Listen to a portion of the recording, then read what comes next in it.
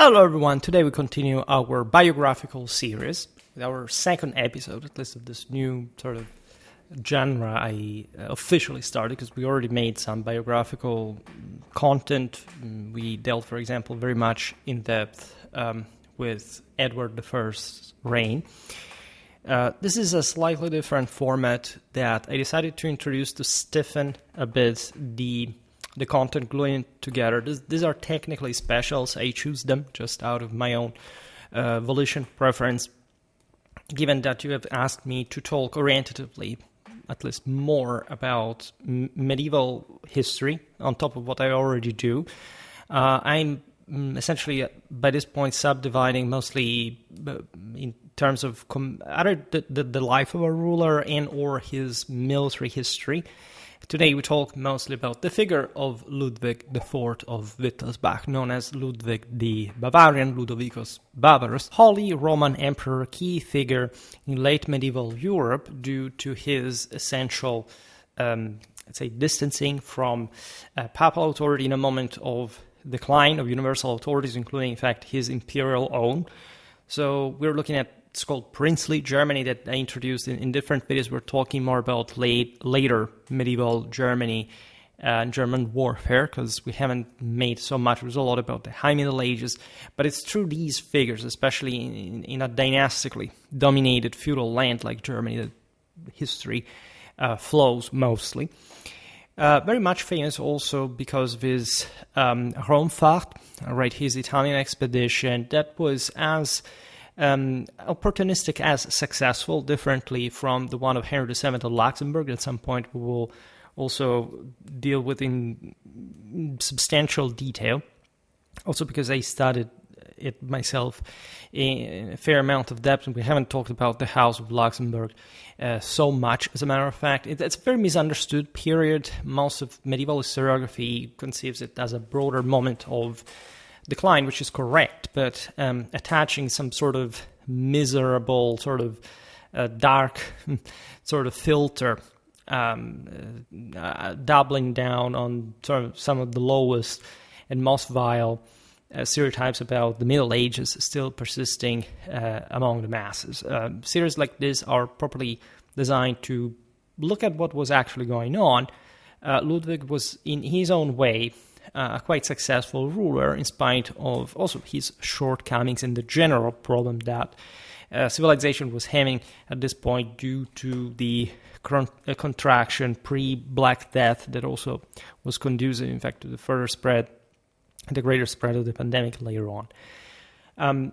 Ludwig IV was born in Munich, and that would also contribute to make the great city that it is. We should point out that Bavaria, as one of the richest regions in Europe today, owes much of its centrality in this sense to the consolidation of Munich under Ludwig IV. Was not just a considerable leader in general, also commander, but was a great administrator and had quite an interesting eye for many issues across the Alps, as we will see now, the rivalry with Luxembourg, with the Habsburgs, the intervention, again, in the Italic kingdom, the relation with the papacy and more. It's under him that William of Ockham and Marsilius of Padua will, in fact, write their anti-papal works, let's say, in a moment where the Germans were essentially bailing out of their Mediterranean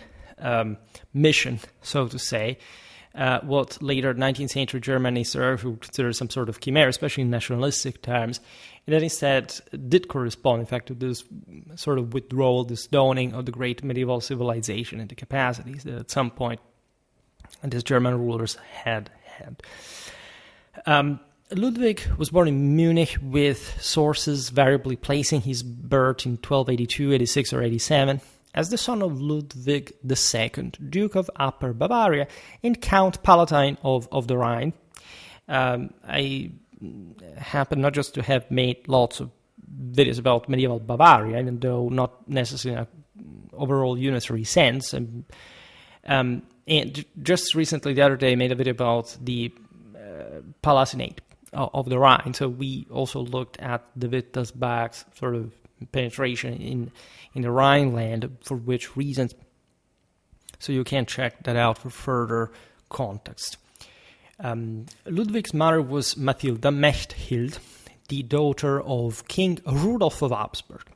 Right, as we'll see now, the intense rivalry with Frederick III of Habsburg underscores the fact that also these two leaders, not just, of course, were very much involved in imperial competition, they bordered each other's possessions, but the fact that we're also cousins, and they descended from the king of the Romans, that had ideally put an end to the interregnum, that I also started a series with, just straight out of my reading, simply my master thesis, the 260 pages that I made on the Battle of Markfeld, right? Ludwig's lineage connected to the very Hohenstaufen, as a matter of fact. This through his father. In fact, Ludwig the Severe and uncle as well, Heinrich XIII, whose sister Elizabeth married King Conrad IV, making Conrad's son Conradin, executed in Naples in 1268 after failing to reconquer southern Italy. I made a video about the Battle of Tagliacozzo. I'm the only person having made a video on this topic, and we have to make properly the tactical analysis based on primary sources in another video on the entire YouTube.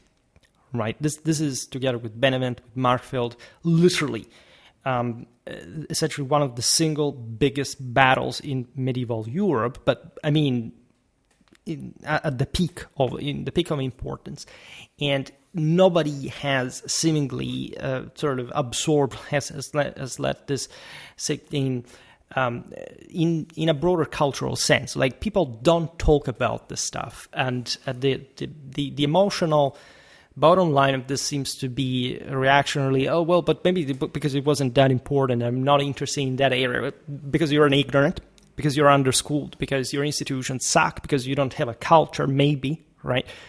There is a morally and scientifically objective way to history, which is what this channel is all about. So you should basically do your homework and learn how to be a bit humble in the process as well.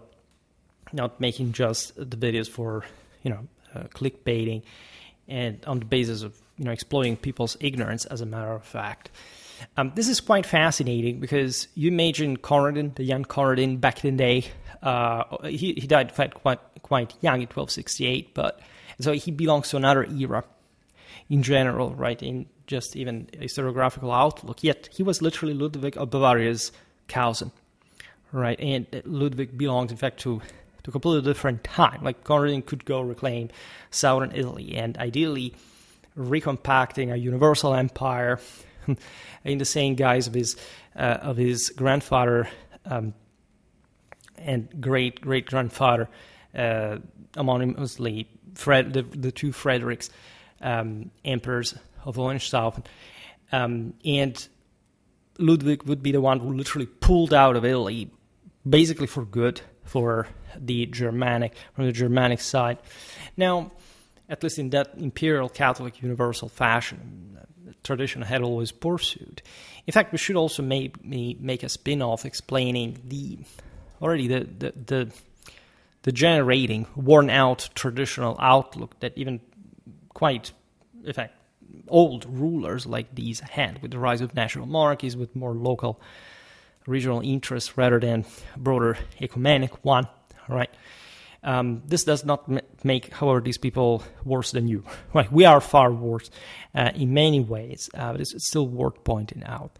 Now, the Wittelsbach's ascent to imperial prominence began with Otto I, as we've seen in the general video about the Duchy of Bavaria, with which he was invested by the same Emperor Frederick I Barbarossa in 1180. Establishing the house of Wittelsbach as Reichsfürsten with political and familial ties with the same Hohenstaufen.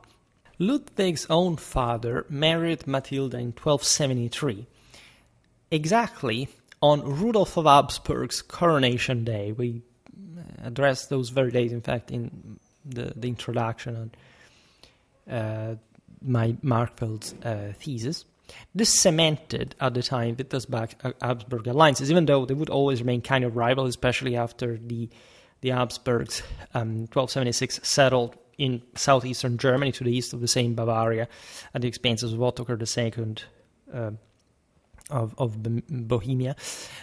This was kind of a normal dynamic among the German princes. They had backed Rudolf as they hadn't been scared by the Permislit rise, but as soon as the Habsburgs got too much power, they sort of left them alone, and the Bavarians would actually even block the routes from Swabia, where Rudolf came from, also with his military retinues that obliged them, in fact, to pass all across the Alps in a very tortuous path to reach Vienna. Now, following, and imagine this, I think the beauty of these episodes is also looking at landscapes that I posted here in the pictures. Imagine what the Bavarian Alps could be in the 13th and the 14th century, right? Following Ludwig's death in February 1294, Ludwig, still a minor, spent the years from 1294 to 1301 at the same Viennese court of the Duke Albert I, the son of Rudolf, where he was educated alongside his cousin Frederick the Fair, who, as we anticipated, would later become his chief rival. In this period at the Habsburg court immersed Ludwig in a complex dynamic and political environment, given that the Habsburgs actually had reached, at this point in history, an incredible peak of power that nobody seemingly talks about. The narrative is always, the Habsburgs gradually emerged from just like in the 15th century. But at this point, especially in the late 13th, slightly like the beginning of the 14th century, they were enormously powerful, something that they would lose, in fact, in the following generations, especially with the rise of the Luxembourgs, that, however, did alert the Wittelsbachs. Upon his father's death, Ludwig claimed a share of the paternal inheritance along his elder brother Rudolf I. In 1301, supported by his Habsburg mother, remember, the daughter of Rudolf, and her brother, King, in fact, Albert I, the uncle of Ludwig, Ludwig became co-regent of Upper Bavaria with his brother, marking the beginning of his political career. In 1308, Ludwig married Beatrix of Silesia-Schweidnitz, approximately 18 years old, who bore 6 children: Mechthild, like the grandma from father's side, Ludwig V, the future fifth, Stefan II, and 3 others who did not survive to adulthood, as it was dramatically frequent at the time, even among noblemen. Beatrix died herself as early as August 1322, shortly before a pivotal moment in Ludwig's reign. Tensions over territorial divisions in Bavaria led to a civil war, where in 1307, as Ludwig quarreled with the Habsburgs, in particular over possessions in Lower Bavaria, down the Donau. By 1310, disputes over their father's inheritance in the Palatinate and Upper Bavaria as well resulted in Ludwig and Rudolf dividing governance responsibilities. All right, this is feudal Europe. Although there isn't much that can be done, but the split of these inheritances. In fact, we're looking historically at great rulers in these contexts at a point when they remained the sole ruling, say at least, sons, managed to temporarily recompact vast territories. As we know, the Wittelsbachs will resplit, as we'll partially see even today, the Habsburgs will resplit, and so on, which was also a bit typical of the second half, especially of the 14th century, for different reasons. Following the death of Duke Stefan I of Lower Bavaria, remember contested with the Habsburgs down the Danube River with Passau, etc., in December 1310, Ludwig, alongside his cousin Otto III, assumed guardianship over Stefan's minor sons. We're talking the Henry XIV, Otto IV, and Henry XV. Despite Habsburg claims through Frederick the Fair, who had been entrusted with the same role by the late Duke Otto III, that had been even, among other things, King of Hungary. All right, this is like in Central Europe when things start becoming really complicated. mostly due to the increasing dynastization and intermarriage, in fact, of the various ruling houses.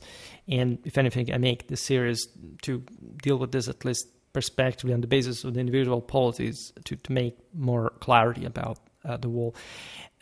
This guardianship dispute that naturally encompassed a broader sense of sort of sphere of influence, politically and militarily, fueled Ludwig's rivalry with Frederick, culminating in the famous Battle of Gammelsdorf on November the 9th, 1313, where Ludwig decisively defeated Frederick, supported by Duke Leopold I.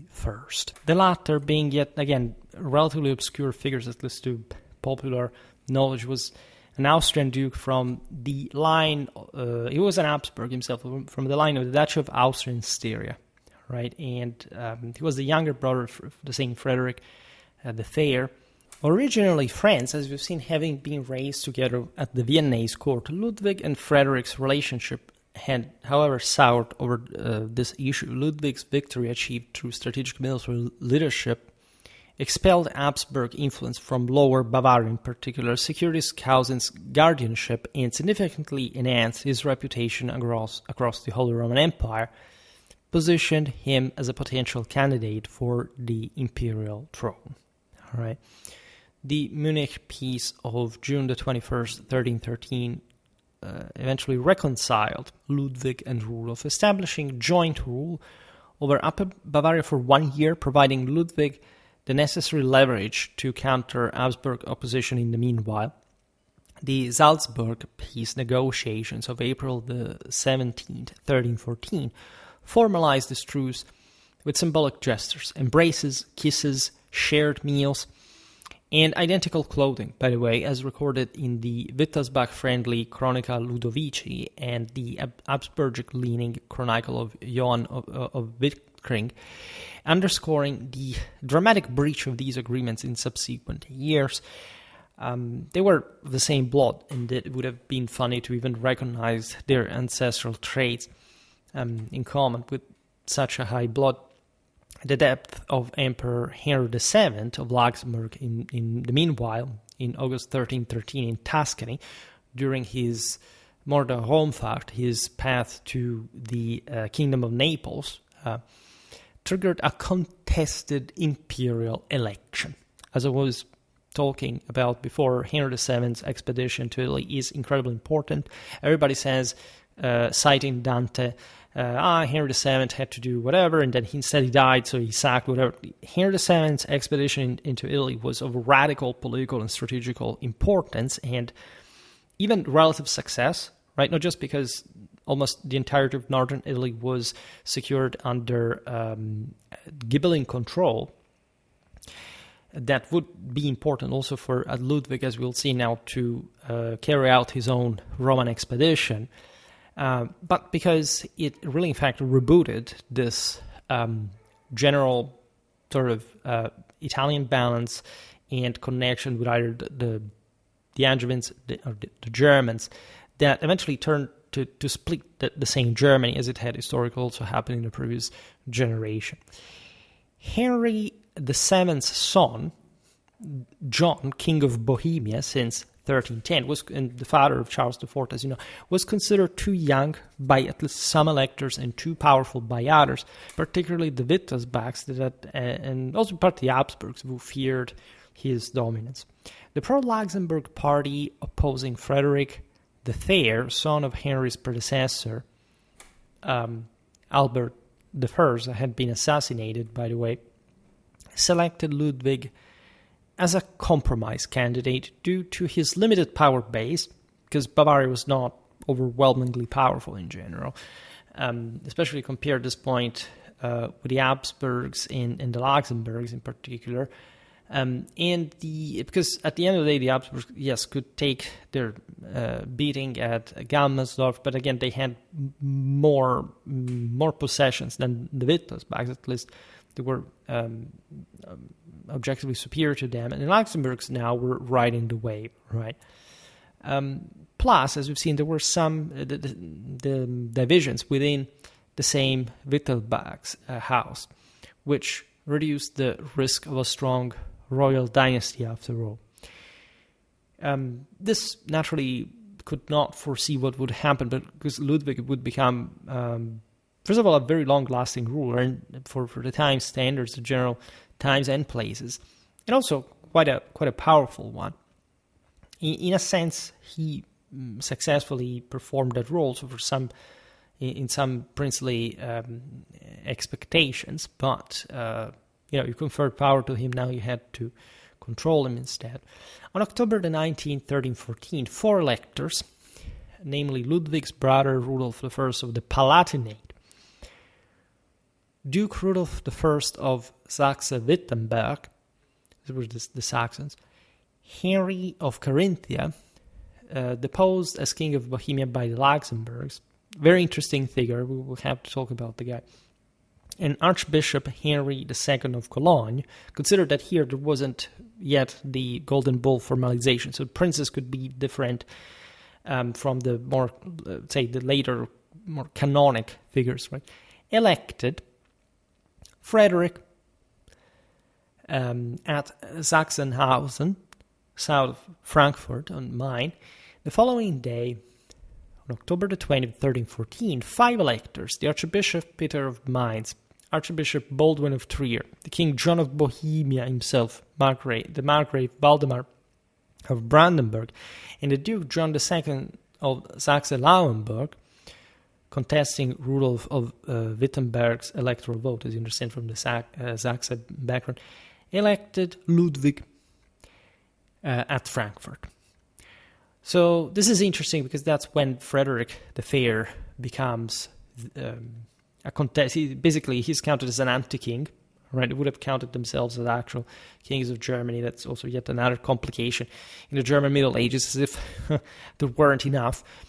Anyhow, Ludwig is the more canonic leader.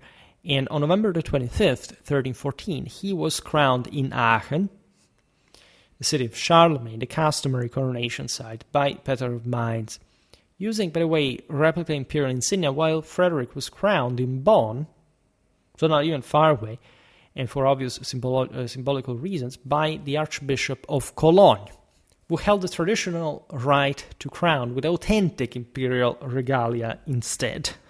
That's quite interesting, and we partially discussed this in our recent video about the Rhenish ecclesiastical electors that had all the series of prerogatives and by now quite well enshrined sort of privileges in this quasi-fully formalizing electoral system.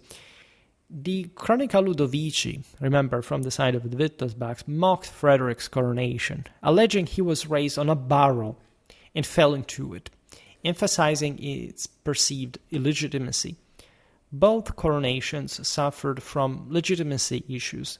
Ludwig's used inauthentic insignia, as we've seen, and the wrong coronator, while Frederick's occurred outside Aachen, an unconventional site. The double election ignited a protracted conflict between the two kings. In 1316, Ludwig recognized Swiss independence from Habsburgic control, interestingly enough, to weaken his cause and his rival. This is important because the Confederates were already there. I made a video about medieval Switzerland, but we didn't make one properly about the polity of the Swiss Confederacy. That deserves, in fact, a video on its own. We made, naturally, multiple ones about it, especially about Swiss warfare, but this is one of those contexts that shows how also, by the way, at the time, really simply a Landfried, a league like others, like the Swiss had emerged like, so it was not really seen, like it wasn't liked, of course, even by the Wittelsbachs, with its tendentially anti-nobiliar vibe. Not quite, because it was still run by an aristocracy, but a bit, seceding from all a range of imperial protocols, further straining the relations with Frederick, in any case, who, as you know, the Habsburgs would be struggling against the Swiss with, especially later on, important defeats suffered at the hand of the Confederates by their Swabian Austrian knights. Frederick at this time was supported by his brother Leopold, that, as we've seen before, hadn't supported him because like in other times, as we've seen, the swing is due to the fact that now the Wittelsbachs of Bavaria have become too powerful. Smaller clashes occurred in 1315 at Speyer, quite symbolical place, however, because of the burial of the local emperors, including Ludwig and Frederick's grandfather Rudolf, and Buchloe. 1316 at Esslingen, 1319 at Mühldorf, and in 1320 at Strasbourg. That shows also the range of these engagements, considering, as we've seen, that the Wittelsbachs owned the Palatinate and the Habsburgs still also Swabia, not just Austria and Bavaria. But both avoided a decisive confrontation, at least until 1322, and we will see what would happen then. Or at least events hadn't produced that final showdown. The death of Margrave Waldemar of Brandenburg in northeastern Germany, where in 1319, yielded no advantage for either the Wittelsbachs and the Habsburgs, and the death of the Archbishop Peter of Mainz in June 1320, replaced by the Habsburg-aligned Matthias von Buchheck, shifted momentum against Ludwig instead. Pope John XXII, that would also become the great rival of Ludwig, elected in 1316 after a 2-year papal vacancy following Clement V's death in April 1314, initially remained neutral, but intervened in 1324. Because, as we'll see now, essentially the Pope decided to invest an astronomical sum, we're talking millions of florins, in the attempt of creating essentially a papal state in the Po Valley, at the detriment of the Visconti, and so the first sort of Ghibelline allies of Ludwig in Italy.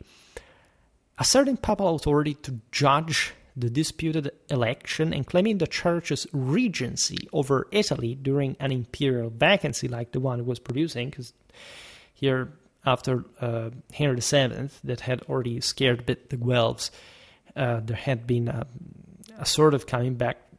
John demanded Ludwig relinquish his title within 3 months, right?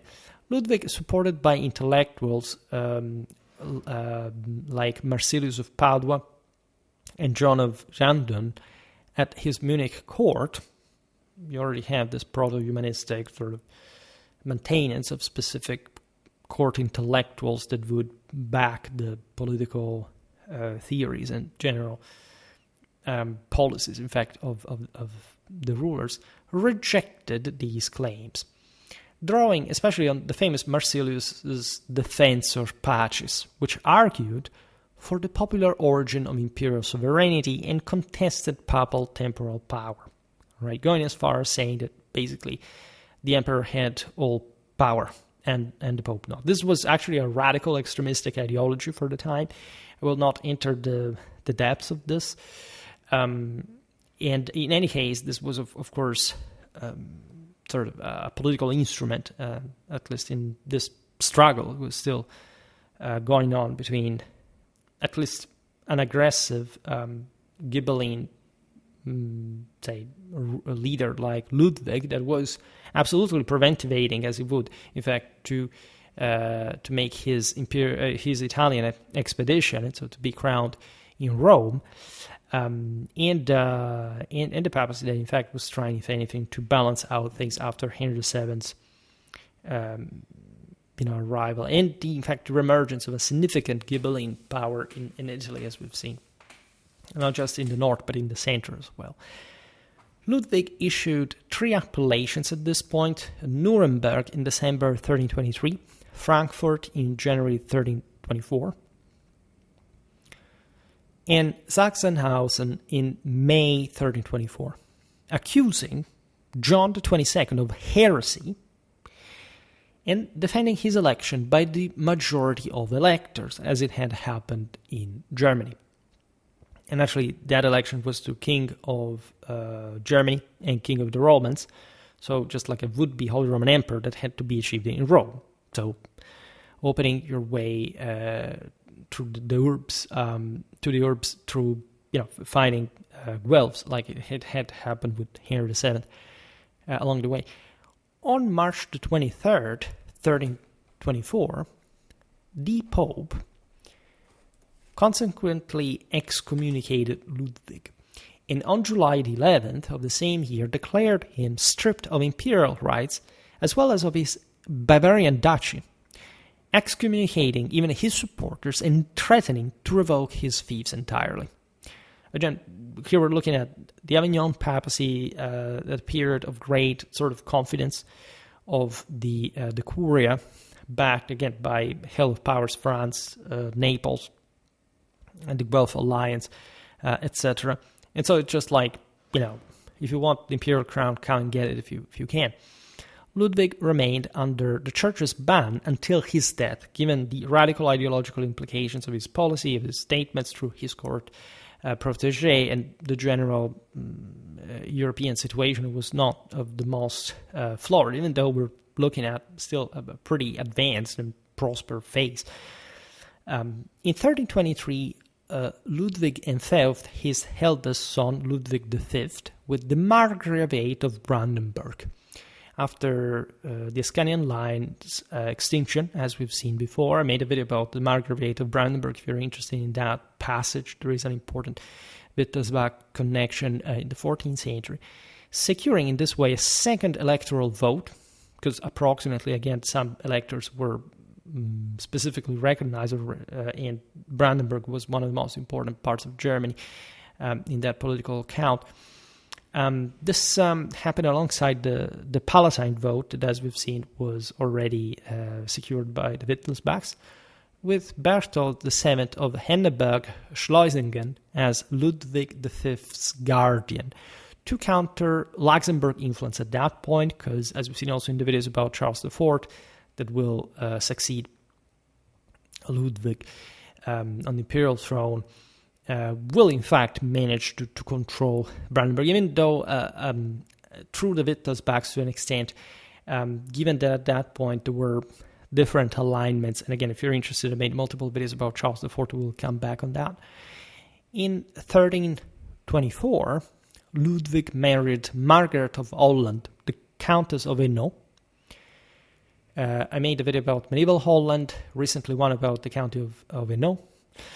This happened in Cologne, that had at this point been available to the Wittelsbachs in order to expand its house power, which occurred a bit all over the northwestern fringe of Germany. So we're talking Holland, Zeeland, and Friesland, where this would occur by 1345 at least, because gradually all these lands had been brought as a sort of appanage in different ways. And again, I haven't made a video about Zeeland and Friesland, but we'll get there. Through the Holland one, you also get an important part of that.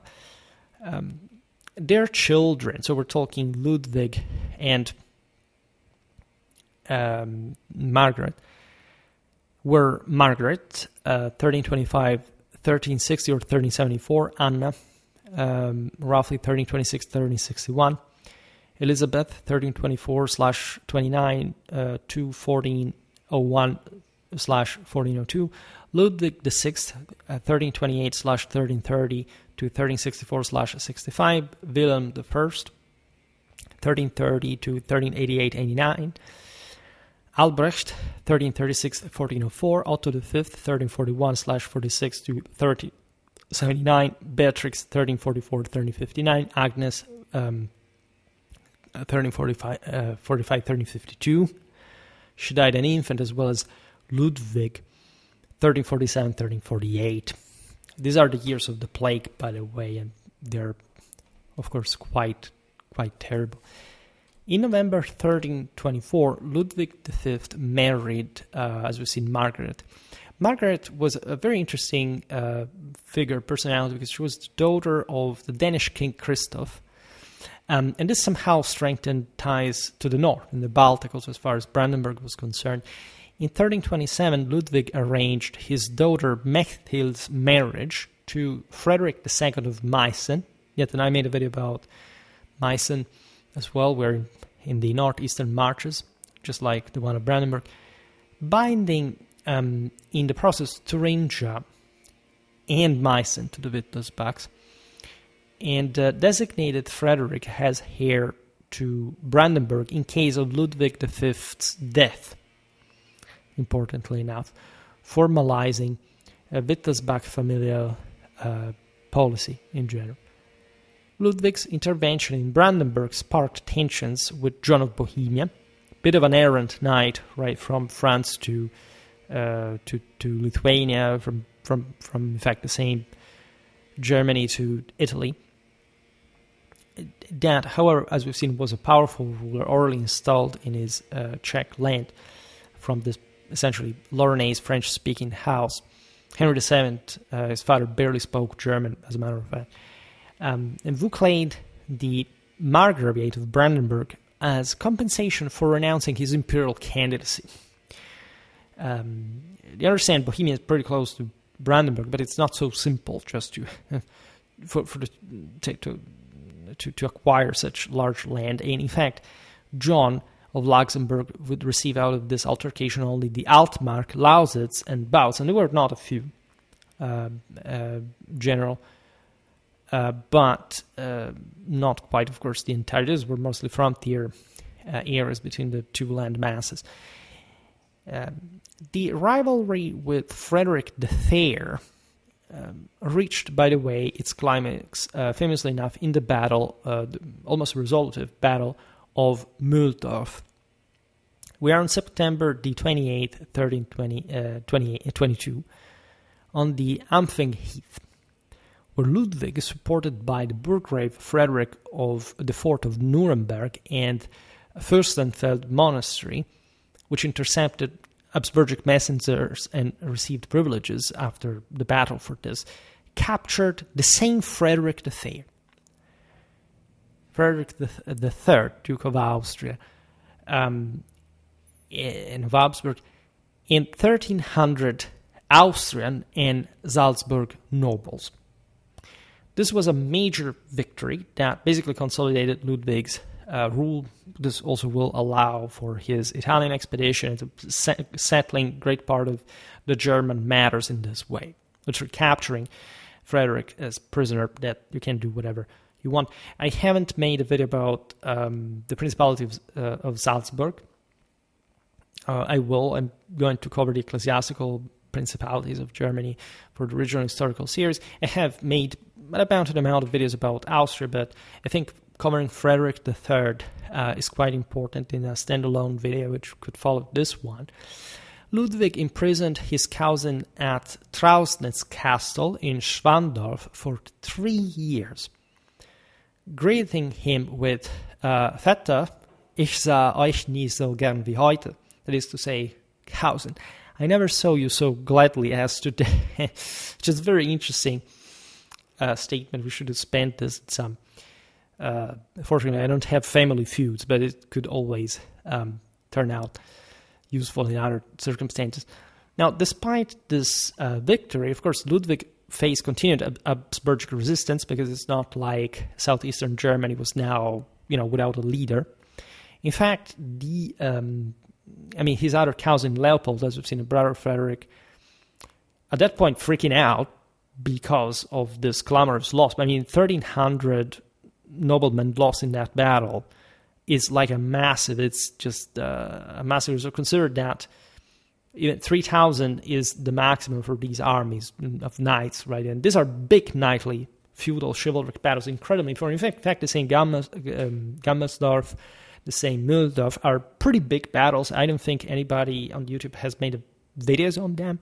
Very interesting from a military point of view. It's like, I don't know, it's basically half of your military gone, because it wasn't also just knights, also footmen were lost in some ways. And so Leopold allies himself with the Pope, with his brother, again, captive under Ludwig. On March the 13th, 1325, Ludwig negotiated the Treaty of Trausnitz, from the same castle that he had kept Frederick, where in fact his cousin renounced to escape prison. His claim to the German crown, which meant essentially also the possibility of waging an expedition to Italy to get imperial one, and Habsburgic thieves. Remember, he was probably an anti-king, right? Acknowledging Ludwig's rule in exchange for freedom without ransom, though he surrendered acquired imperial lands. So basically, the Habsburgic thieves would, in any case, remain in the hands of the Habsburgs, but there was the general renunciation of the fact, okay, you were the strongest, you captured me, I'm tired, I want to get out of prison. It's not like, he was treated so badly, but that was, of course, a harsh treatment for the higher nobility of Germany. And so basically he left sort of green light for Ludwig's imperial policy, also in the Mediterranean. Now, the agreement sealed with a shared Eucharist, by the way, so literally a divided hostage symbolizing mutual obligation in front of Christ, and a betrothal between Ludwig's son Stephen and Frederick's daughter Elizabeth, typical of these arrangements that happened also between Rudolf of Habsburg and Otto the second of Bohemia's children, after the latter's death, by the way, was reinforced by ritual acts like, again, a common meal and kiss, defying Ludwig's excommunication, by the way, because, of course, he was excommunicated, you cannot be communicated with the host. But that was also another matter. Quite an important one. The Pope was not happy what was going on at this Wittelsbach's victory. And however, Frederick's brothers, led by Leopold, rejected the treaty, at large prompting further negotiations, because, again, these men were not to relinquish any of their power, aside from the one that Ludwig had grabbed, like this, especially the public rights, as we've seen, were to come back. This was public demand lands that at this point meant little in terms of actual sort of higher statal authority, because the German monarchy had collapsed as a national state way before, but it was still more private stuff that Ludwig could use, in fact, for his own, also to fund his own policy mostly, because as we'll see, so what happened in Italy was mostly funded by the local Ghibellines for their own just general power. There's a very beautiful letter that to Ludwig that asked what kind of forces he had to bring in Italy in terms of German knights, and the Italian Ghibelline leaders, imperial vicars, told him, look, we have more German knights in our service than you, so don't worry about it, literally. And this is a majorly forgotten chapter. Also, military history is very fascinating. Also, in medieval chivalry, in many ways. On September the 5th, 1325, Ludwig and Frederick signed the Munich Treaty, establishing an unprecedented dual kingship, which was, again, just a sort of fiction in practice, with Frederick governing Germany as King of the Romans, as Ludwig was pursuing the imperial coronation proper in Italy. This is very weird, because, as you understand, anti-traditional, it's as if to say, okay, I have to abandon Germany, so let's say that north of the Alps, as long as I'm gone, I'm going to content you a little bit. You're as if you were wielding the authority of King of the Romans, King of Germany, even though I actually am the one, otherwise I couldn't even pursue the whole Roman imperial crowning in the Alps.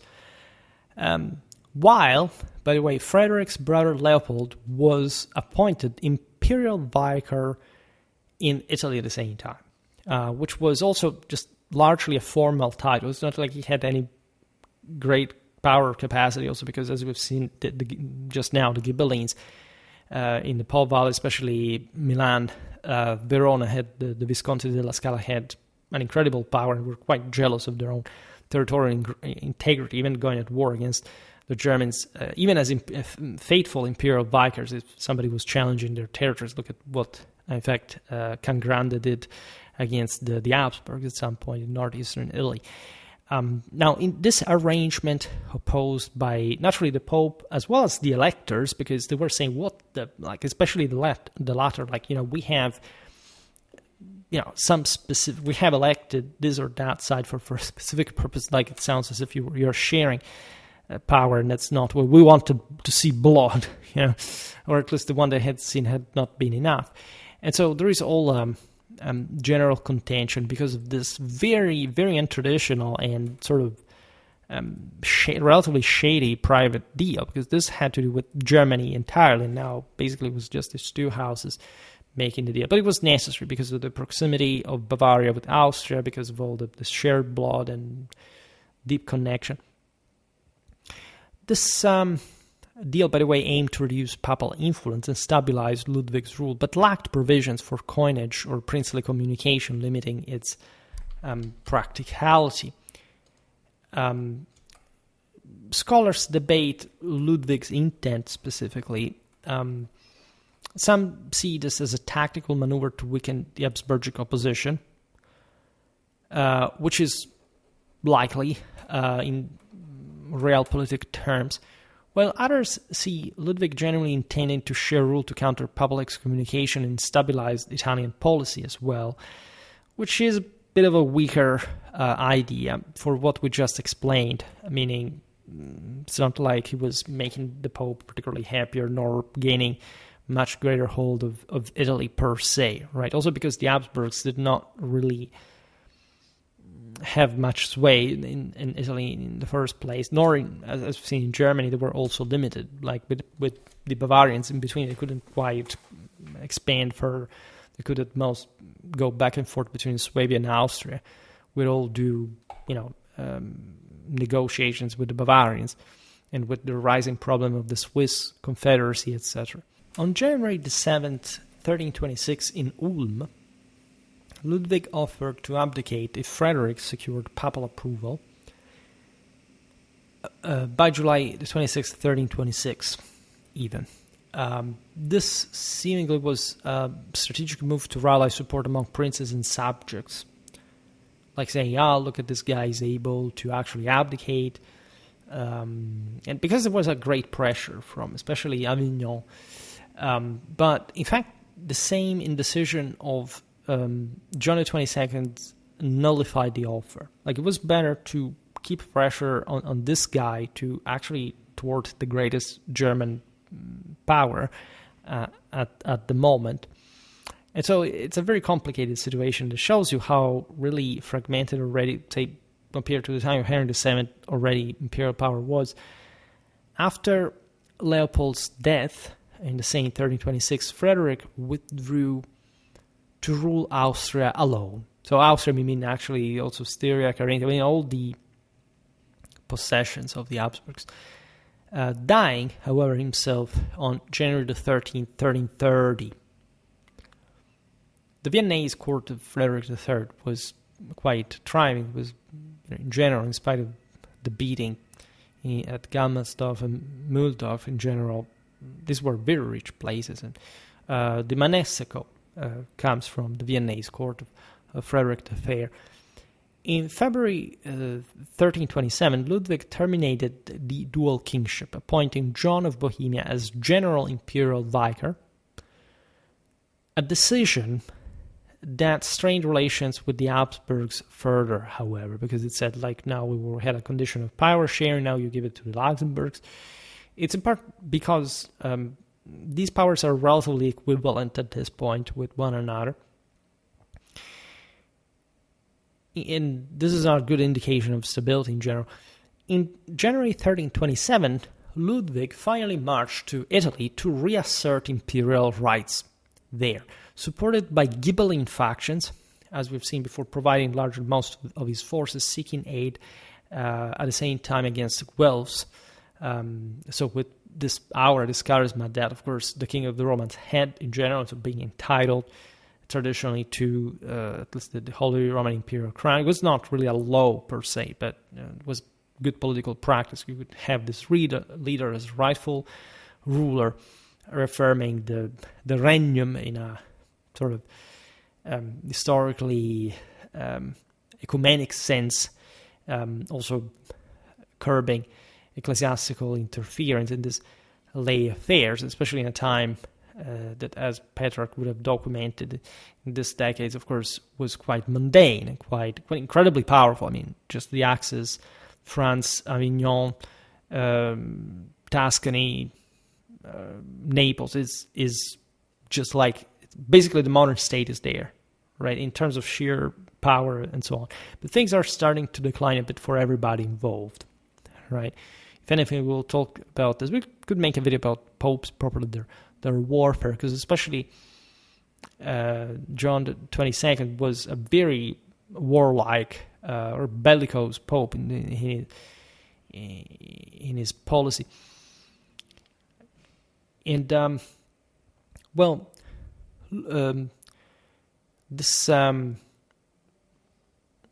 this territory also, Reich Italian in a sense, so what would pertain to the Holy Roman Empire in Italy, that was always an object of contention historically, but essentially encompassing central and northern Italy, excluding Venice, with a relatively debatable southern frontier that entailed the Patrimonium Sancti Petri that the emperors had always tried to reclaim for their own. Naturally, Ludwig had no intention to conduct, this is probably, the time is over historically for an actual conquest of Italy, or where we're not in the age of Frederick II, whatever. Ludwig wants the imperial crown. That's his main objective. It's not waging a general, but even Henry VII could have still done that in a grand style.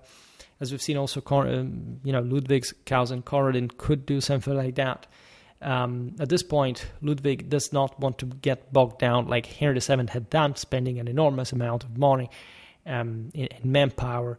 He just wants to hit and run, and also to exploit the general Italian situation, even at the expense of the Ghibelline allies, if possible, as we will see now.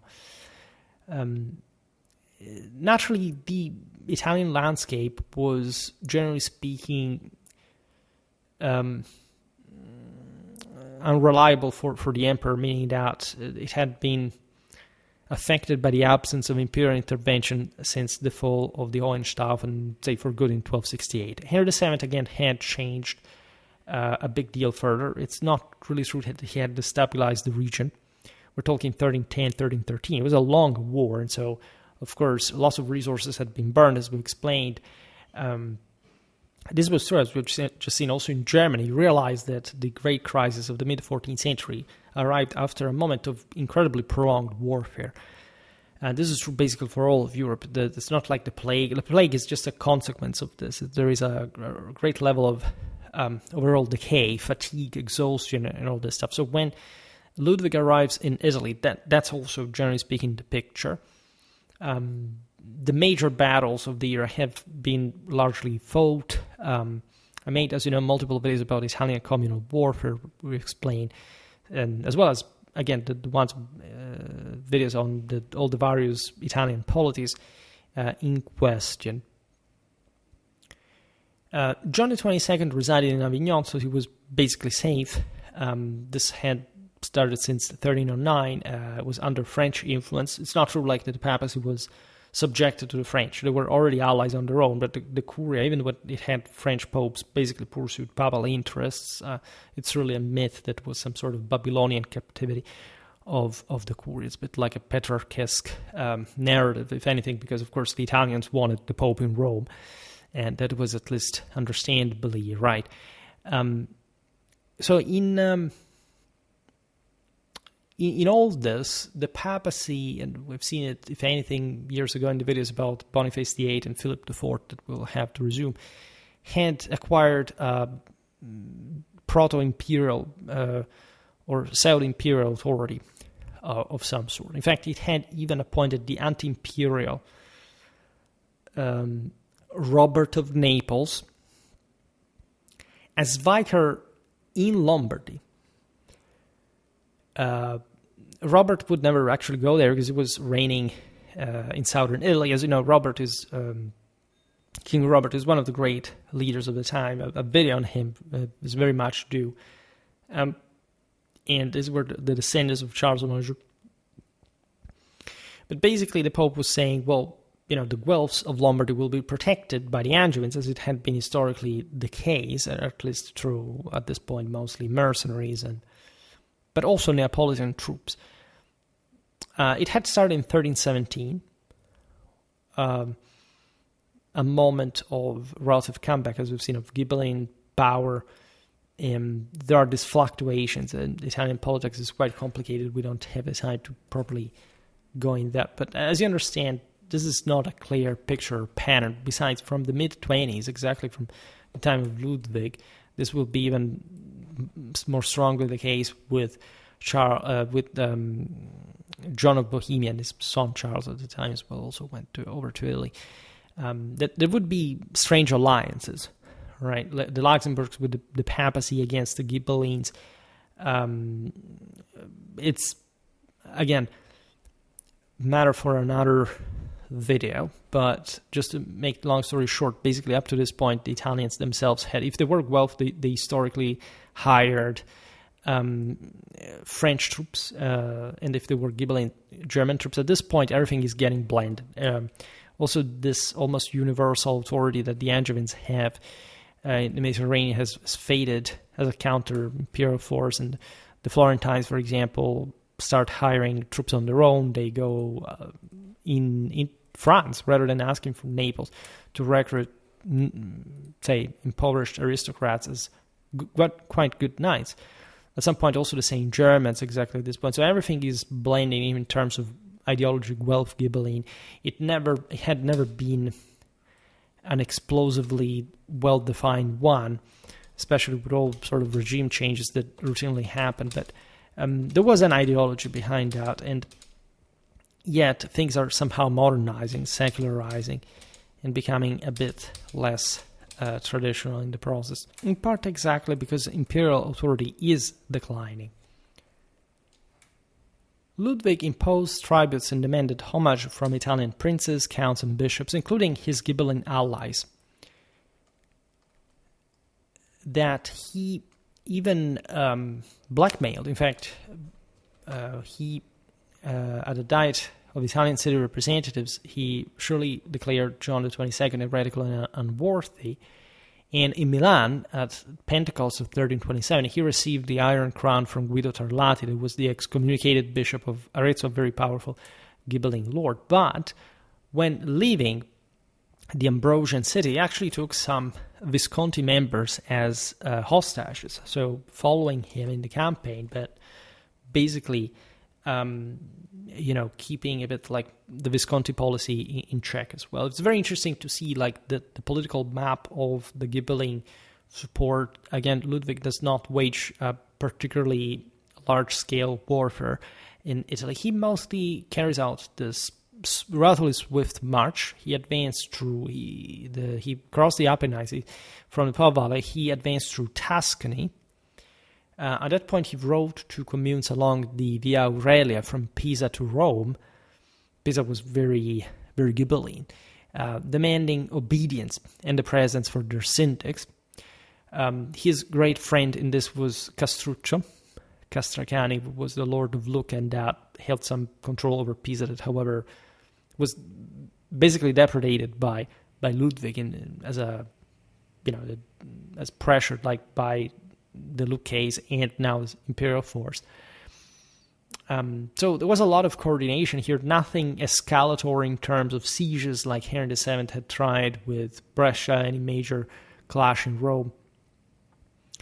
Ludwig celebrated Christmas 1327 in Castiglione della Pescaia on the Tuscan coast under the Santa Fiora County. These were some local Ghibelline noblemen that infested the Siennese district. Siena remained. The Italians at this point mostly shut themselves down into their city, behind,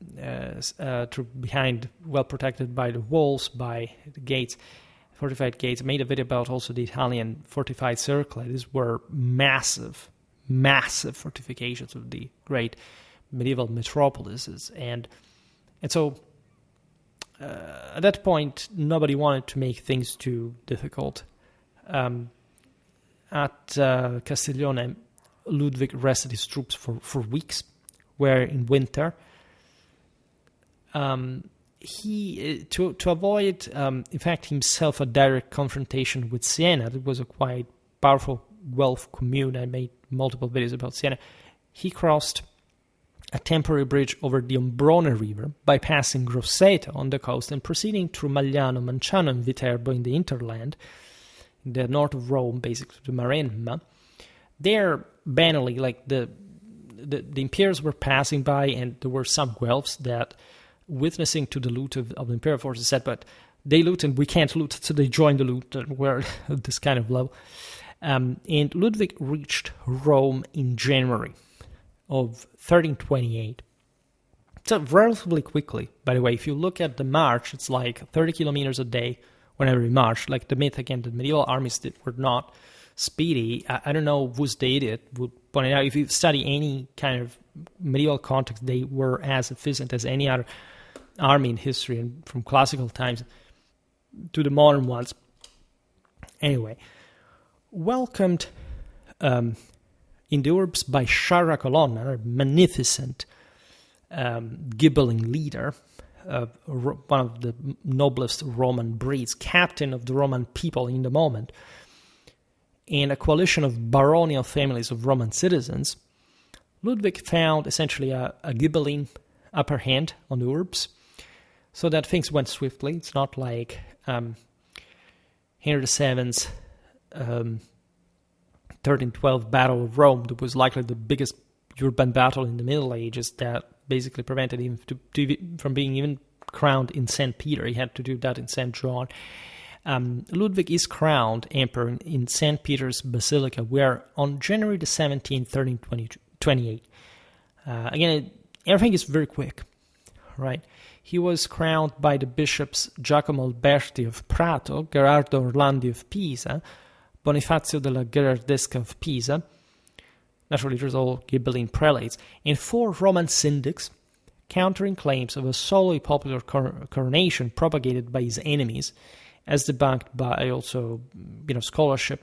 This is important because, as you know, it's a bit the reverse. Normally the Roman people had obviously to sanction the election, but here it was being suggested that Ludwig being excommunicated hadn't been properly crowned by legitimate prelates or whatever. Instead, everything, again, went relatively smoothly. The Romans also, for luck, because there were always some Guelph houses in the city that was pretty big and all fortified, that would put pressure. But generally speaking, things went fairly well. Ludwig's imperial seals depicting him in priestly attire, even with a cross stole and open pluviale, emphasized divine legitimacy against papal opposition, reflecting a deliberate display of sacerdotal ruler sanctity. This is incredibly relevant because, as you know, probably the Ghibelline traditional ideology posited the emperor as a sacred ruler, as almost an incarnation of God. That, of course, in the hierarchy, the priesthood had to support, but that, in fact, had to be subordinated to.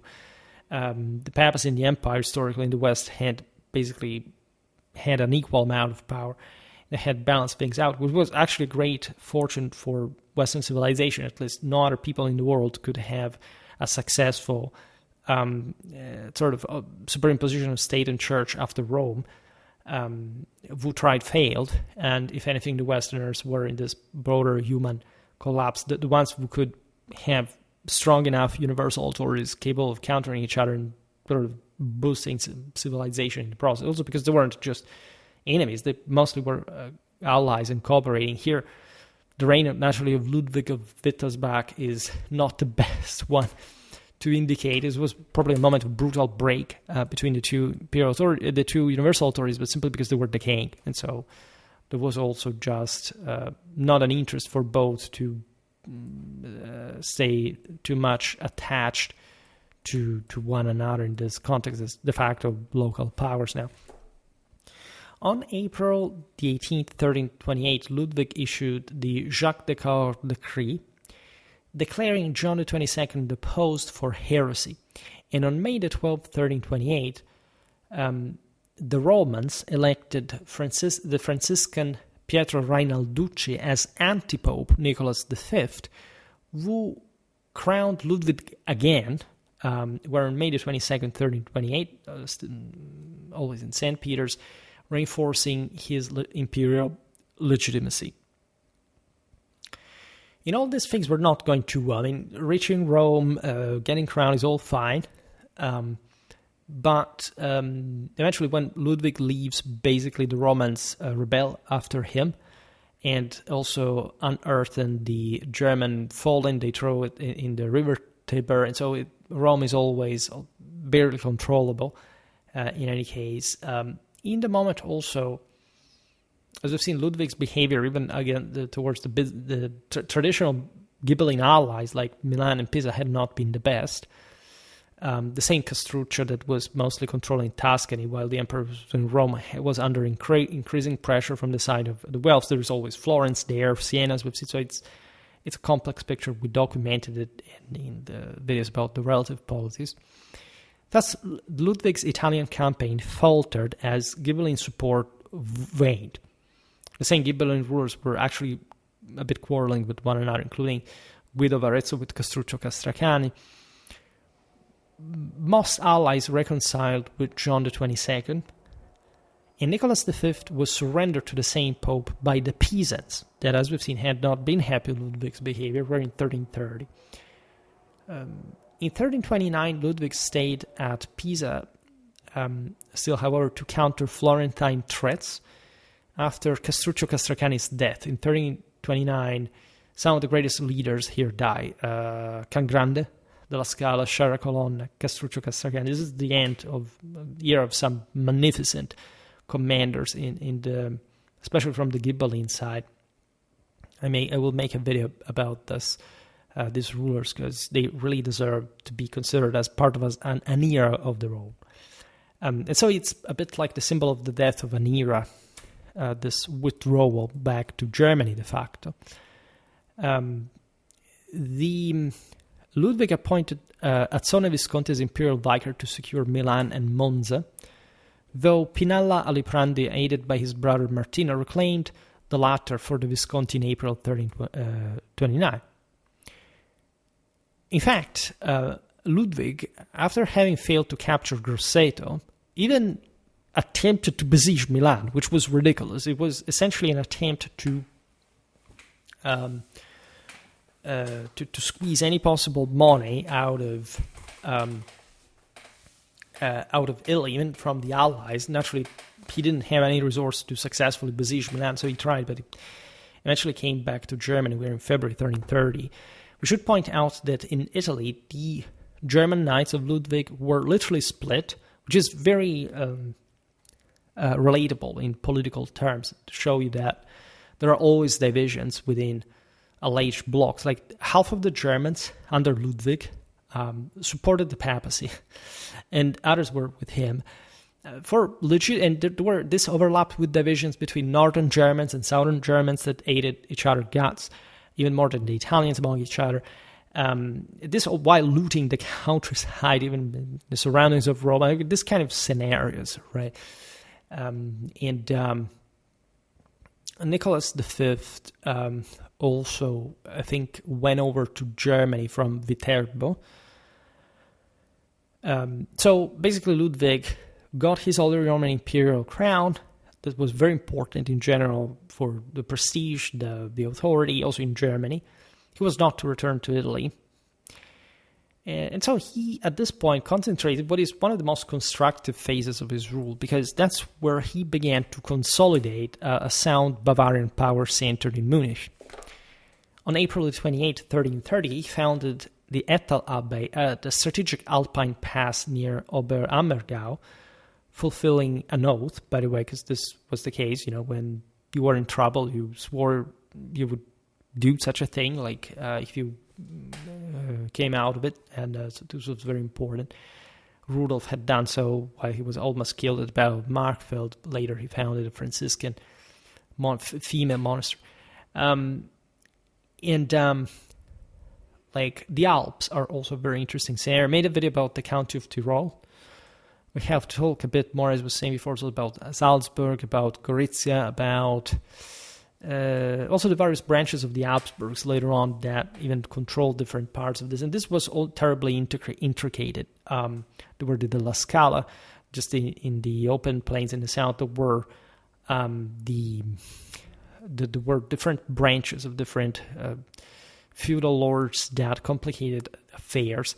Obviously, Ludwig was actually still mingling with Italian affairs up to fairly late in time, and there was a competition with the Habsburgs in the process. So it's all somehow complicated now to simply make it concise. But in 1329, Ludwig essentially signed the Treaty of Pavia, while he was still in Italy, with his nephews Rudolf II and Rupert I, sons of Rudolf I, regulating Wittelsbach's succession, on which naturally the allegiance of these individuals was partly dependent. If the Palatine line extinguished, the Bavarian line would inherit and vice versa, which was fairly Solomonic given that there are just two heirs. An arrangement that, however, would last until the end of the 18th century, when the Bavarian Wittelsbachs died out and the Palatine line succeeded. On November 11, 1329, Ludwig appointed Louis of Gonzaga, Lord of Mantua, as imperial vicar for his devotion to the empire. The House of Gonzaga is incredibly important. I realized, I think, maybe one video, I think at the very beginning of Schwerpunkt I made, and this had succeeded the Bonacolsi due to a regime change, by the way, within a Ghibelline context, but both families were Ghibelline, and Gonzaga started as also to become quite important families. Also, the modern age, Mantua was a very strategic center, probably at the end or at the center of the Po Valley, or the major waterways, and so this was an important asset to secure also as a wedge, even among other, as we've seen, Ghibelline. Well, at this point, it's not like it doesn't matter anymore, but alliances are a bit complicated. Now, Ludwig's court at Munich's Alter Hof became a hub for intellectual resistance to papal authority. The ideological climate, as we've seen, was conducive to that, hosting Franciscan theologians Michael of Cesena, Bonagrazia of Bergamo, and William of Ockham, and philosopher Marsilius of Padua, all in conflict with the papacy. Some of them we know better, others not. In any case, you're aware, generally speaking, the general issues here that there were deeper sort of Catholic, almost Protestant criticism of Catholicism. Occam's razor was at times too sharp, theologically speaking, even to attack some, theological foundation in terms of probably the most ancestral Indo-European beliefs, including the Trinity. Like people today still don't realize things like also the dogma of the virgin birth, that is one of the most contested. Say, it's not invented. It's invented. It's made up by the church in the Middle Ages. It's not like false, right? The dogma of the virgin birth, or at least the idea of of a son that is at the same time his own father, is pretty much out there in Indo-European theology. Was inherited by Catholicism. Marsilius' Defensor Pacis that we mentioned before, this was composed between 1324 and 1326. So it's actually just a few years after Dante's passing. It seems what shocks you here is the ideological rift that was created even within a few decades. You realize our society is basically like that. I see we are in 2025. I always say that. It seems to be like in the 14th century. For the same year, that there is a radicalization that happens within the span of a decade, and it brings in fact, Dante incredibly distant ideologically from Marsilius. They were both defenders of the empire, but Dante would have never gone as far as Marsilius did. Also, in some much more utilitarian and, in fact, in that sense, provincial ways, like it was happening at Ludwig's court, to whom, by the way, the Defensor was dedicated. We're 1324, 1326, so exactly today's years, like 2025. This work emphasized peace, naturally under the idea that, that was the ultimate goal, but how to achieve it. All right. and according to him, relativizing the church's role and rejecting papal temporal power. And again, it's not like these ideas were unfounded they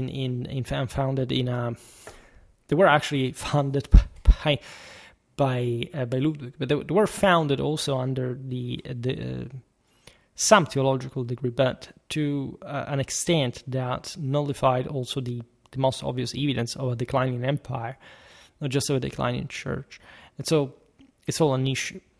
William of Ockham's Dialogus argued that popes could err or be heretical, denying their absolute authority while upholding the universal monarchy, so also conflating an important degree of, say, personal and official dimension. It's not like these things can't happen, but there is a broader universal spectrum within which you can locate this. This is valid for emperors, for that matter. This was all importantly functional to, of course, smear John the 22nd, the papal attacks on Ludwig. Lupold von Bebenberg's Tractatus de Iuribus Regni et Imperii Romani separated secular and spiritual powers, rejecting papal approval for kingship. This was also relatively traditional, but again, was not much in line with what emperors had basically accepted in a complementary logic of mutual support, of course, of the emperor and the church. Here, these ideologues wanted essentially to reduce the church to some mere subject, right, without any special power valuing that regard, as if the emperor could literally decide everything, except, okay, that is true, but let's say if he's God himself, and was Ludwig ruling the world at this point? Not really, he barely ruled, as we've seen, Bavaria. So in this regard, like the entire the post-traditionalism of this all is painful to witness, by the way. Ludwig, claiming unlearnedness, by the way, deflected the responsibility for these ideas onto his advisors. So he was perfectly aware of the fact that there were radical thoughts, but he just let them run by saying, okay, these guys were right, and I have nothing to do with them. I'm an ignorant, I don't care about this stuff. I'm a warrior, whatever. Though he actually leveraged, of course, their arguments strategically. It's not like he was dumb or actually uneducated in an absolute sense. In 1333, Ludwig offered again to abdicate the kingship, but not the emperorship, in favor of Henry XIV of Lower Bavaria. This was a diplomatic tactic, again, to gain sympathy among the electors. This is recorded, for example, in a November 19, 1333 document, though it was not implemented same time.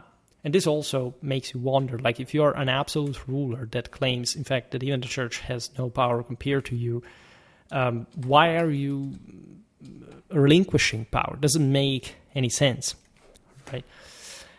Since Roman times was considered to be properly anti-theistic, especially as far as your own divinity was concerned, right? In any case, look at where the Byzantines ended with their sebastocratic sense of subjugation of the church.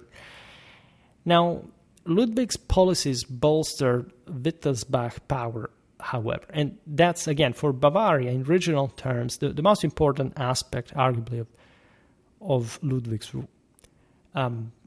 Not just in Bavaria, by the way, he was still king of the Germans, it's Holy Roman Emperor in general. In 1330, he permitted, for example, the Frankfurt Trade Fair, enhancing urban economic development. In 1340, he granted Lübeck, the, as you know, Hanseatic League leader, and made a video about the Hanseatic League, coinage rights for gulden, which stabilized their financial position abroad. Further, remember, he had Baltic ambitions, so the Hanseatic League was an important instrument there to mingle with Brandenburg, with Denmark. I recently made a video about Scania, if you're interested in this as well. In 1335, Ludwig engulfed Carinthia, to Habsburg cousins Albert II and Otto of Austria, while Tyrol, which was a strongly contended land, because with the Adige Valley was essentially with the Brenner Pass, etc., the highway to Italy through which the Via Imperii passed, initially went to the Luxembourgs. It was an incredibly messy power sharing. We don't even have the time in a video like this to cover. In 1340, after Duke John I's death, Ludwig inherited Lower Bavaria. So this finally reunited the entirety of the land, excluding the Upper Palatinate, so those lands, okay, we're talking probably the stem Duchy of Bavaria, what had at least shrunk to in a ducal sense, to the first time since 1255. This was really a significant power gain because it really recompacted a pretty solid provincial dimension that coherently, flowing along the Danube. I made multiple videos about certain seigneuries at that point. Bavaria was not a very peaceful land just per se, but in general, the Duke managed to co-opt, to secure. This is typical of later medieval Germany in terms of state building from some sort of dynastic basis, with all the strict, very intense international marriage policy, right, allowed for this also without majorly dramatic military showdowns that were just prohibitive, if anything, because of money. Like, again, Ludwig basically arrived in Italy with just a few hundred knights. The Italians provided him with thousands, right? So it's quite eloquent, even in terms of actual, like, who were these leaders? A Holy Roman Emperor didn't really have much financial assets, if not to reinvest in his land in the medium, not quite a great surplus, but one that in fact would consolidate Bavaria, as we were saying. In 1342, Ludwig secured Tyrol for Ludwig V, as we've seen his son, by annulling Margaret Maultasch's marriage to John Henry of Luxembourg. Margaret is one of the most fascinating figures in later medieval history, not just in Germany or Tyrol. We'll surely make a video about her. And the negative nickname is wrong. Apparently, she was actually attractive even so. But if you know the etymology, all the story behind that, you know how smearing the surname is. She married. She had been married. This came from the annulation of her marriage to John Henry of Luxembourg, who was the brother of Charles of Moravia. This or again figures that we can't quite simply digress on, but it tells you really how complicated this was. And Ludwig marries her to his son, where in February 1342. Despite no formal annulment, by the way, alienating the Luxembourgs and prompting John of Bohemia's defection, by the way. In fact, the Luxembourgs at that point will essentially struggle against Ludwig. The election of Charles IV later on will be, in a few years, will actually stem in from this political climate. By the way, Ludwig tried to interfere in Italy. There's all a question that he styled himself as the leader of all the German mercenaries in Italy, as this German knighthood was historically also represented as a sort of estate in imperial diet, etc. After the Venetian Florentine war against the La Scala, that were imperial bikers, there were lots of German mercenaries, not much from the La Scala side, but from the Venetians and the Florentines, that, as we've seen, had started to hire Germans as well, because it was full of them. And there is all a problem, what to do, what not to do, and Ludwig tries to intervene, and claiming the Florentines, the most hardcore black wolves, sent him to hell. Eventually those Germans will create a mercenary band led by Malerba that was defeated at the Battle of Gaminario at the gates of Milan, where it's a bit like this once song of the Milanese communal army. They managed to pull off this feat, and after that, Malerba will took his vows. He went over fighting and dying at the crusade against the Turks in Smyrna, just for telling you how complicated the entire picture really is. In 1345, after Margaret of Holland's brother William IV died without heirs, Ludwig secured Hainaut, Holland, Zeeland, and Friesland for her, ignoring her sister's claims, including that of England's queen, further antagonizing rivals like the Luxembourgs and Habsburgs. In spite of this, in 1337, at the beginning of what would become the 100 Years' War, Ludwig allied himself with Edward III of England against Philip VI of France, that was the protector of Pope Benedict XII in Avignon. Predictably, the Luxembourgs sided with the French, as John of Bohemia would famously die at the Battle of Crécy, famously blind and sort of, wielding his sword like a madman into the fray, and dying fighting.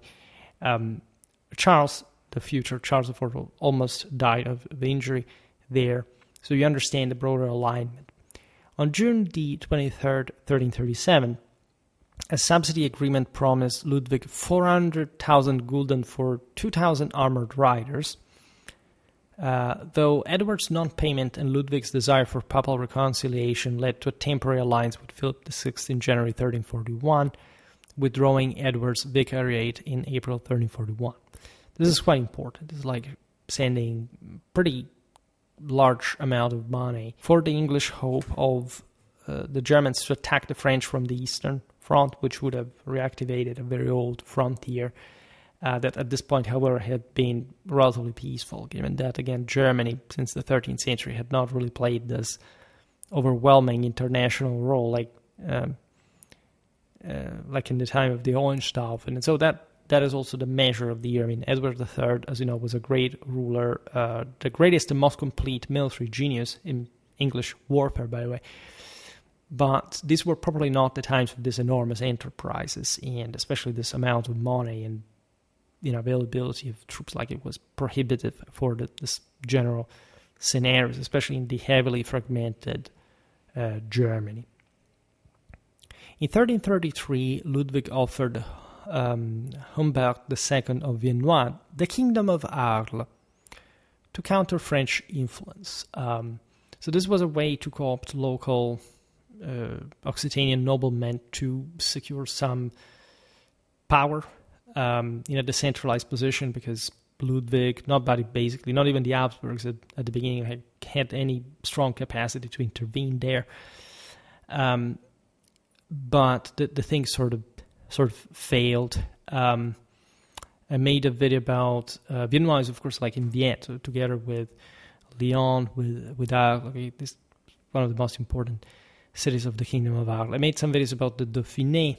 We'll talk more and better about these lands. We're very fragmented, as you know, very institutionally undeveloped, and so not really capable of creating a thorn in the side for the French. That, on the contrary, gradually absorbed those territories later on down the line. It was great embarrassment in international terms, because technically that was Holy Roman Empire, and here mostly the problem was creating an issue for the papacy that was just next door on the Rhone at Avignon. But nothing also succeeded on that front. At the Koblenz Diet in September 1338, attended by most electors and Edward III, Ludwig appointed Edward Vicar General for the Gauls, the Gallian in Germany, and Germany, formalized in Frankfurt on September 15, 1338, marking the peak of his reign, which was also this attempt at reinforcing the English alliance against France. So saying, okay, well, in theory, like you can hold sway on even great parts of Western and Central Europe. I delegate you, because again, as we've seen, Ludwig acted as if, now I want to abdicate. I'm not this tyrant, whatever. In any case, the Rennes Declaration of July 16, 1338, by 6 electors in the Frankfurt Diet's Fidem Catholicam and Licet Juris laws, on August 6, 1338, affirmed that a majority of elected king held imperial authority without papal confirmation. So Ludwig basically secured the notion that basically if you were elected as a German ruler, you could de facto wield imperial authority without even going over to Rome, which was terrible, and it's one of the most anti-traditional things ever issued, because it properly rejected the concept of divine, of consecration to begin with for the same emperor by a universal authority. So it's we'll talk more and better about this passage, but it's one of the most painful, actually, for the history of the imperial Catholic tradition, and just mirroring again this fallen power of the same German Empire. This declaration, however, would influence the same Golden Bull of Charles IV, because it basically set the framework for a more detailed and defined elective system in Germany, with, as in, the identification of specific electors would essentially remain the same throughout German history, and lots of other regulations that are also a bit more obscure, and that would be worth analyzing at some point. Ludwig protected the Teutonic Order, granting them privileges in 1337 to conquer Lithuania and Ruthenia, though they had requested only 3 territories, and in 1339 ordered them to seize Reval, Estonia, and Lithuania, with any gains falling to the order under imperial oversight. This was actually positive. I recently made a video that objectively, overlaps with this, because it talks, if anything, up to the early 14th century, when Ludwig was already there.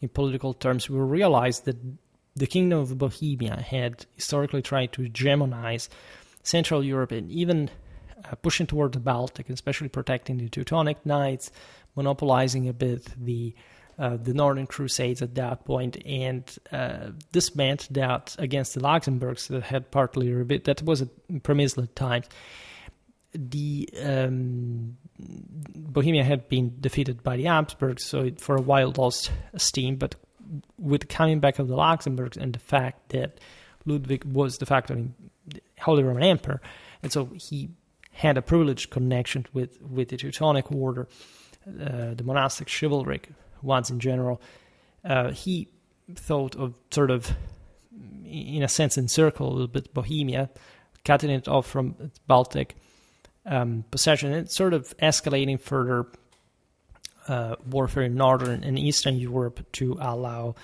the Teutonic Knights to secure power, tendentially backing also in German politics because lots of these knights were all over Germany and also beyond. They were present. They had houses, lots of other places to back, in fact, the Wittelsbach's policy in all this. So do you understand how complicated the thing is?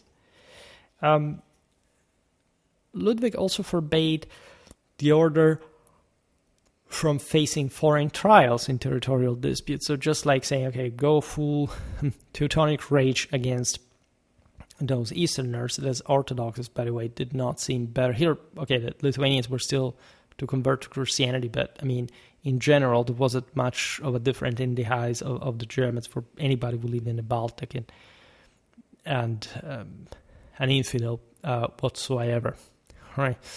Besides, in 1338, Ludwig expelled anti-Jewish rioters during the Abne der Rebung in Colmar, protecting Jews as imperial subjects against pogroms, a policy criticized contemporaneously, but consistent with his view on taxing the Jews and assaults on imperial majesty, because, of course, the Jews were still persecuted, discriminated by law and so on, but pretty much protected by imperial authority. And there was a deeper, as you know, eschatological duty of Christian leaders, including kings and bishops, etc., to defend the Jewish communities that were also often co-opted to handle taxation, finance, money, all things that were historically, condemned by, at least by a certain degree of Christian, certain aspects of Christian morality in that, however, here were used, given that the Jews were, in the sense, foreign religiously in a Christian world, like to attaching them to the making them dependent on the rulers that were also, in fact, the more powerful elements that could defend and protect. This was very typical of Central Europe. We have seen this in our videos about Jewish history in many Central European realms. It was basically always the same mechanism. Naturally, riots against the Jews happened in times of crisis, also because, again, most of the purpose is actually grabbing the money the Jews own. So if you are against the money in that sense, regardless of how you think they have been gained, like you're basically pursuing the same identical thing you're accusing them of doing. So I guess the world never changes in a way or another. So overall, you understand the picture, and especially how and why this ruler is so relevant. If anything, the post Ludwig's rule is quite interesting. I made a video again about the rise of Charles IV, the clash with Günther von Schwarzburg. That is again how yet another anti-king, and how Charles IV eventually rose to kingship after also his father's death, and especially Ludwig's one, at least to the imperial title. Again, I really enjoy these kind of videos. I hope they will not sort of end up swallowing all the rest, because the cycle is still functioning, and we need especially to cover more specifically military stuff. But I'm really experimenting with this. I'm really interested in the general outlook of this content. Besides, again, I did make some videos about medieval Bavaria, even about Ludwig. There is one I dedicated to, for example, Henry VII, to Ludwig of Wittelsbach. But this, I think, the only thing that Schwerpunkt specifically missed, at least as a type of video, as a type of storytelling, is exactly these biographies and stories in general, also about campaigns, about something that eludes the more systemic and looks at how things actually happen and why. It really opens your eyes on how Europe was actually ruled, but also was to core at the time. I think that looking at these figures is more like really realizing the limits of politics at the time, as in any time.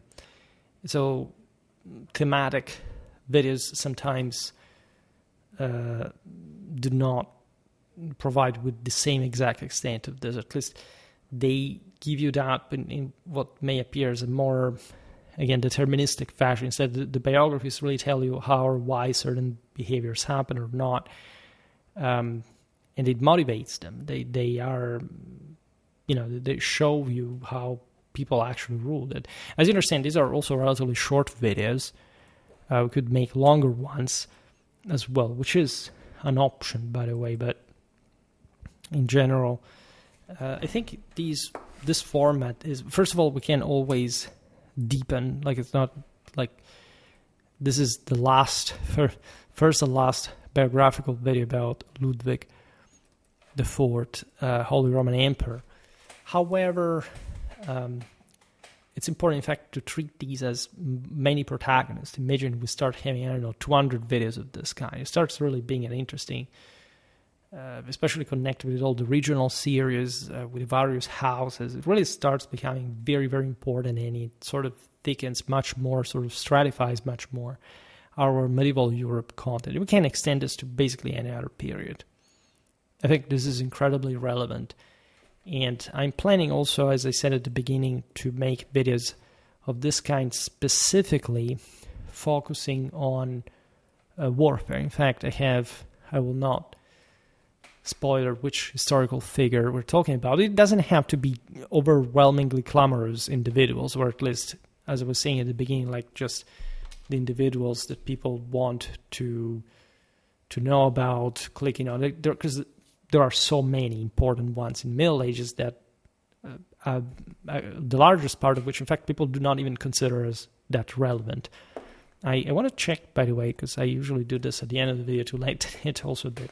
How many people made a video about Ludwig IV of Wittelsbach? Obviously, to me, Ludwig of Wittelsbach is Ludwig of Wittelsbach. Instead, to most people, if you Google that immediately, it's, Sis's cousin, and that's something not it. I love Neuschwanstein, Wagner, the entire mythology, but I see the first result I get on YouTube, in fact, for Ludwig IV of Wittelsbach is my own video, the one I just mentioned, Ludwig and Henry VII. And it's like here, in fact, tribute to Ludwig II of Bavaria, Neuschwanstein, Wagner. There's only him. This is terrifying. This just like I was talking before about Tagliacozzo. It is literally the measure of people's radical cultural ignorance and at the end of the day, lack of identity. Because if for you, I mean, it's not like you don't have particularly being Ludwig II or whatever, but if you, it's like, I don't know, you search for Constantine, it pops up Keanu Reeves, right? Or this kind of stuff. Like, it's plenty of it. Like, to me, Henry IV is Holy Roman Emperor. This is not Henry of England. But for some reason, you have continuously this kind of properly in the web search results, on Wikimedia Commons, on Google, whatever you search for material. It's this stuff you have to specify all the time. Just for searching for the pictures, that's something I hate. I imagine I want to have, I don't know, Frederick the second. You have other figures. It's incredibly disheartening and disappointing. I was also noticing that we made an interesting amount of videos about Bavaria. I've been recently making playlists about different German regions, and we have only 7 videos on Bavaria. This is the 8th. But it does very well complete this. If anything, well, Ludwig is the most famous Bavarian ruler, except perhaps for Henry the Lion, that eventually, however, went over ruling mostly in Saxony. So we have to do a lot about Austria as well, because I think I created a playlist for that too, but it's too few, I think. No, we don't have medieval Austria. This is a problem. Made, of course, lots of stuff about the Habsburgs later on, but not much a playlist about medieval. Well, we really have to do that a lot. We have to make, if anything, a video about Frederick II of Babenberg. We have to make the video about Rudolf IV. For not talking about also the various, well, at that point it's not even Austria, but the various, necessarily at least the various Habsburg branches in the later Middle Ages. But you see, this is the place where I wanted to get on Schwerpunkt. After several years, we can finally claim we have free reign on this. If you like this genre, you'll be satisfied. Just tell me in the comments if you like this, if you appreciate the idea, because I do. I know I do, and so I am really glad we talked about one of my favorite rulers, Ludwig IV of Wittelsbach, Holy Roman Emperor. For today, however, I stop it here. I just hope that you enjoyed this video. If you did, please share it, leave a like, or subscribe to my channel if you're interested in my upcoming content. As always, I thank you heartily for listening to me. I wish you a nice time, and see you next time. Bye.